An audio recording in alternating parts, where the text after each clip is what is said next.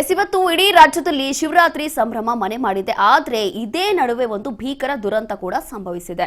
ಯುವಕರ ಜೊತೆ jolly ride ಹೊರಟವರು ಇದೀಗ ದುರ್ಮರಣವೇ ಹೊಂದಿದ್ದಾರೆ. ಅಪಘಾತದಲ್ಲಿ 20 ಹಾಗೂ 25ರ ಹರೆಯದ 5 ಯುವಕರು ಬಲಿಯಾಗಿದ್ದಾರೆ.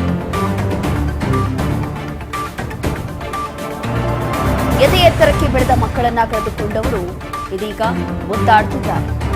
ನೆಲಮಂಗಲ ಆಸ್ಪತ್ರೆ ಬಳಿ ಮೃತರ ಕುಟುಂಬಸ್ಥರ ಕ್ರಂದನ ಮುಗಿಲು ಮುಟ್ಟಿದೆ. ಶಿವರಾತ್ರಿ ಸಂಭ್ರಮದ ನಡುವೆಯೇ ಭೀಕರ ದುರಂತ ಸಂಭವಿಸಿದೆ ನೋಡಿ. ಯುವಕರೊಂದಿಗೆ ಜಾಲಿ ರೈಡ್ ಅಂತ ಹೊರಟವರು ದುರ್ಮರಣ ಹೊಂದಿದ್ದಾರೆ. ಅಪಘಾತದಲ್ಲಿ ಕೇವಲ 20 ಹಾಗೂ 25 ವರ್ಷದ ಯುವಕರು 5 ಜನ ಬಲಿಯಾಗಿದ್ದಾರೆ. ಇನ್ನು ತಮ್ಮ ಮಕ್ಕಳನ್ನ ಕಳೆದುಕೊಂಡವರ ಹೆತ್ತವರ ಆಕ್ರಂದನ ಮುಗಿಲು ಮುಟ್ಟಿದೆ. ನೆಲಮಂಗಲ ಆಸ್ಪತ್ರೆ ಬಳಿ ಮೃತರ ಕುಟುಂಬಸ್ಥರ ಆಕ್ರಂದನ ಮುಗಿಲು ಮುಟ್ಟಿರುವಂತದ್ದು. ಇನ್ನು ಮೊನ್ನೆ ಅಷ್ಟೇ ಹೊಸಕೋಟೆ ಭಾಗದಲ್ಲಿ ಒಂದು ಆಕ್ಸಿಡೆಂಟ್ ಆಯಿತು, ಡೆಡ್ಲಿ ಆಕ್ಸಿಡೆಂಟ್. 7 ಜನ ಯುವಕರು ದಿಢೀರಾಗಿ ಒಂದೇ ಕ್ಷಣದಲ್ಲಿ ಸಾವನ್ನಪ್ಪಿದ್ರು. ಇದೀಗ ಒಂದು ಕಡೆ ಇವತ್ತು ಶಿವರಾತ್ರಿ ಹಬ್ಬದ ಸಂಭ್ರಮ, ಎಲ್ಲೆಡೆಯೂ ಕೂಡ ಒಂದು ಖುಷಿಯ ವಾತಾವರಣ, ಹಬ್ಬದ ವಾತಾವರಣ, ಎಲ್ಲರ ಮನೆಯಲ್ಲೂ ಕೂಡ ಖುಷಿಯಾಗಿ ಹಬ್ಬ ಮಾಡ್ತಿರ್ತಾರೆ. ಇಂಥ ಟೈಮಲ್ಲಿ ಮತ್ತೊಮ್ಮೆ ರೈಡ್ಗೆ ಅಂತ ಹೋಗಿದ್ದವರು ವಾಪಸ್ ಬರಲೇ ಇಲ್ಲ.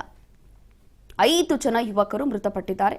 ನೆಲಮಂಗಲ ಸಮೀಪದ ಜಿಂದಾಲ್ ಬಳಿ ಭೀಕರ ಅಪಘಾತ ಸಂಭವಿಸಿದೆ.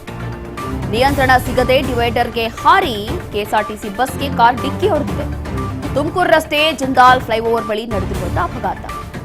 ತುಮಕೂರು ಮಾರ್ಗದಿಂದ ಬೆಂಗಳೂರಿನ ಕಡೆ ತೆರಳ್ತಾ ಇದ್ದಂತಹ ಇಂಡಿಕಾ ಕಾರ್ 2 ಕೂಡ ಪಲ್ಟಿ ಹೊಡೆದ ಬಳಿಕ ಕೆಎಸ್ಆರ್ಟಿಸಿ ಬಸ್ಗೆ ಡಿಕ್ಕಿಯಾಗಿದೆ. ಕಾರು ಪಲ್ಟಿ ಹೊಡೆದು ಡಿಕ್ಕಿ ಹೊಡೆದಿರುವಂತಹ ರಭಸಕ್ಕೆ ಕಾರು ಸಂಪೂರ್ಣವಾಗಿ ಜಖಮ್ಮಾಗಿದೆ.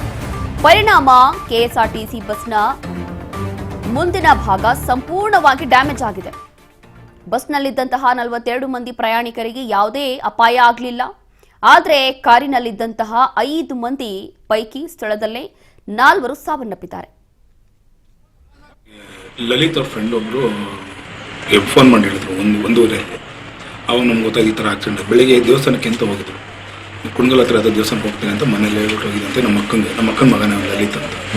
ಲಲಿತನ ಫ್ರೆಂಡು ದುರ್ಗಾ ಪ್ರಸಾದ್, ಇನ್ನೊಬ್ಬ ಕೇಶಿ ಅಂತ, ಇನ್ನಿಬ್ರು ಯಾಕಂತ ಗೊತ್ತಿಲ್ಲ. ಹೋಗಿದ್ದಾರೆ. ನೈಟ್ 8:30ಗೆ ದುರ್ಗಂಗೆ ಫೋನ್ ಮಾಡಿದ್ದಾರೆ. ಇನ್ನು ನಮ್ಮ ಅಕ್ಕನ ಮಗನ ಸ್ವಿಚ್ ಆಫ್ ಆಗಿದೆ ಅಂತ. ದುರ್ಗನ್ ಫೋನ್ ಮಾಡಿದಾಗ ಆಂಟಿ ಬರ್ತಾ ಇದ್ದೀವಿ ಅಂತ 8:30ಗೆ ಹೇಳಿದಂತೆ. ಆಮೇಲೆ ಸರಿ ಅಂತ ಫೋನೇ ಪಿಕ್ ಮಾಡಿ. ಆಮೇಲೆ ನಮ್ಗೆ 1:30ಗೆ ಗೊತ್ತಾಗಿದೆ. ಆಮೇಲೆ ಇಲ್ಲಿ ಬಂದ್ವಿ. ಆಮೇಲೆ ನೋಡ್ಕೊಂಡು ಬರೀ ಇಲ್ಲಿ ಎಷ್ಟು ಜನ ಹೋಗಿದ್ದು? 5 ಜನ ಹೋಗಿರ್ತಾರೆ. ಎಲ್ಲಿ ವಾಸ ಇದ್ದಿದ್ದವರೆಲ್ಲ? ಅವರೆಲ್ಲ ದೊಡ್ಡಬಳ್ಳಾಪುರದವ್ರೆ. ಎಲ್ಲರೂ ದೊಡ್ಡಬಳ್ಳಾಪುರ. ಎಲ್ಲಿ ಹೋಗ್ತೀನಿ ಅಂತ ಹೇಳಿ? ಕುಣಗಲ್ ದೇವಸ್ಥಾನ ಹತ್ರಕ್ಕೆ, ಯಾವುದೋ ಕುಣಗಲ್ ಹತ್ರ ದೇವಸ್ಥಾನಕ್ಕೆ ಹೋಗ್ತೀನಿ ಅಂತ ಹೇಳಿದಂತೆ ಮನೆಗೆ. ಈಗ ಇವ್ರು ಲಲಿತ್ ಹೊಸ ಗಾಡಿ ತೊಗೊಂಡು, ಯಾವುದೋ ಒಂದು ಸೆಕೆಂಡ್ ಹ್ಯಾಂಡ್ ಗಾಡಿ ತೊಗೊಂಡು ಅಂತ ಹೇಳ್ತಿದ್ರು ಅವ್ರ ಫಾದರ್. ಇಂಡಿಕಾ ಇಲ್ಲ, ಯಾರು ತೊಗೊಂಡಿಲ್ಲ ಸರ್ ಗಾಡಿ. ಯಾರು ಫ್ರೆಂಡು ಗಾಡಿ. ಅವ್ರದ್ದು ಯಾರ್ದು ಸ್ವಂತ ಗಾಡಿ ಇಲ್ಲ. ಆ ಗಾಡಿನಲ್ಲೇ 5 ಜನ. 5 ಜನ ನಮ್ಗೆ ಗೊತ್ತಾಗಿದ್ದೆ. ಈಗ ಲಲಿತ್ ನೆನ್ನೆ ಬೆಳಗ್ಗೆ ಅಂತ ಹೊರಟಿದ್ದು. ಬೆಳಿಗ್ಗೆ ಹೋಗಿದ್ದು. ದೇವಸ್ಥಾನಕ್ಕೆ ಹೋಗ್ತೀನಿ ಅಂತ ಹೇಳ್ಬಿಟ್ಟು ಹೋಗಿರೋದು ನನಗೆ. ನನಗೆ ಲಲಿತ್ ಅವ್ರ ಫ್ರೆಂಡ್ ಒಬ್ರು ಫೋನ್ ಮಾಡಿ ಹೇಳಿದ್ರು 1:30 ಅವಾಗ ನಮ್ಗೆ ಗೊತ್ತಾಗಿ ಈ ಥರ ಆಕ್ಸಿಡೆಂಟ್. ಬೆಳಿಗ್ಗೆ ದೇವಸ್ಥಾನಕ್ಕೆ ಅಂತ ಹೋಗಿದ್ರು, ಕುಣಗಲ್ ಹತ್ರ ಅದು ದೇವಸ್ಥಾನಕ್ಕೆ ಹೋಗ್ತೀನಿ ಅಂತ ಮನೇಲಿ ಹೇಳ್ಬಿಟ್ಟು ಹೋಗಿದಂತೆ. ನಮ್ಮ ಅಕ್ಕನ ಮಗನೇ ಲಲಿತ್ ಅಂತ. ಲಲಿತನ ಫ್ರೆಂಡು ದುರ್ಗಾ ಪ್ರಸಾದ್, ಇನ್ನೊಬ್ಬ ಕೇಶಿ ಅಂತ, ಇನ್ನಿಬ್ರು ಯಾಕಂತ ಗೊತ್ತಿಲ್ಲ. ಹೋಗಿದ್ದಾರೆ. ನೈಟ್ 8:30ಗೆ ದುರ್ಗಂಗೆ ಫೋನ್ ಮಾಡಿದ್ದಾರೆ. ಇನ್ನು ನಮ್ಮ ಅಕ್ಕನ ಮಗನ ಸ್ವಿಚ್ ಆಫ್ ಆಗಿದೆ ಅಂತ. ದುರ್ಗನ್ ಫೋನ್ ಮಾಡಿದಾಗ ಆಂಟಿ ಬರ್ತಾ ಇದ್ದೀವಿ ಅಂತ 8:30ಗೆ ಹೇಳಿದಂತೆ. ಆಮೇಲೆ ಸರಿ ಅಂತ ಫೋನೇ ಪಿಕ್ ಮಾಡಿ. ಆಮೇಲೆ ನಮ್ಗೆ 1:30ಗೆ ಗೊತ್ತಾಗಿದೆ. ಆಮೇಲೆ ಇಲ್ಲಿ ಬಂದ್ವಿ. ಆಮೇಲೆ ನೋಡ್ಕೊಂಡು ಬರೀ ಇಲ್ಲಿ ಎಷ್ಟು ಜನ ಹೋಗಿದ್ದು? 5 ಜನ ಹೋಗಿರ್ತಾರೆ. ಎಲ್ಲಿ ವಾಸ ಇದ್ದಿದ್ದವರೆಲ್ಲ? ಅವರೆಲ್ಲ ದೊಡ್ಡಬಳ್ಳಾಪುರದವ್ರೆ. ಎಲ್ಲರೂ ದೊಡ್ಡಬಳ್ಳಾಪುರ. ಎಲ್ಲಿ ಹೋಗ್ತೀನಿ ಅಂತ ಹೇಳಿ? ಕುಣಗಲ್ ದೇವಸ್ಥಾನ ಹತ್ರಕ್ಕೆ, ಯಾವುದೋ ಕುಣಗಲ್ ಹತ್ರ ದೇವಸ್ಥಾನ. ನಾವು ಹುಡುಗ ದೇವಸ್ಥಾನಕ್ಕೆ ಅಂತ ಹೋದವನು ತಿರ್ಗಾ ರಿಟರ್ನ್ ಬಂದಿರೋದು ಶವ ಆಗಿ. ಅವನು ಏನರಲ್ಲಿ ಹೋದ ಎಂದ್ರಲ್ಲಿ ಬಂದ ಅಂತ ಗೊತ್ತಿಲ್ಲ. ನಮ್ಮದು ಗಾಡಿಯಲ್ಲಿ ಹೋಗಿದ್ದು, ಕಾರಲ್ಲಿ ಆಕ್ಸಿಡೆಂಟ್ ಆಗಿ ಬಂದವನೇ ಮಗ. ನಮ್ಮ ಮನೆಯಿಂದ ಹೊರಟಿದ್ದು ನೆನೆ ರಾತ್ರಿ 9 ಗಂಟೆಗೆ. ಮದುವೆಯಿಂದ ಹೋಗ್ತೀವಿ ಅಂತ ಹೇಳಿದ್ರು. ಅದು ಯಾವ ಮದುವೆಗೆ ಹೋದ್ರು, ಇನ್ನು ಬೇರೆ ಕಡೆ ಎಲ್ಲನೂ ಹೋದ್ರೋ ನಮ್ಗೆ ಗೊತ್ತಿಲ್ಲ. ನಮ್ಗೆ ಗೊತ್ತಾಗಿದ್ದು ಇಲ್ಲಿ ಇದೇ ಬಾಡಿ ಅಂತ ಅನ್ನೋದು ಮಾತ್ರ ನಮ್ಗೆ ಇಷ್ಟ ಗೊತ್ತಾಯಿತು. ನಮಗೆ 1:30 ಗೊತ್ತಾಗಿದ್ದು. ಹುಚ್ಚಿಡಿಯೋದೊಂದು ಬಾಕಿ ಐತೆ ಸರ್. ಇರೋ ಒಂದೊಂದು ಮಕ್ಕಳು ನಿಕ್ಕೊಂಡು ಹಿಂಗೆ ಆಗೋಗ್ಬಿಟ್ರೆ ನಾವೇನು ಮಾಡಬೇಕು?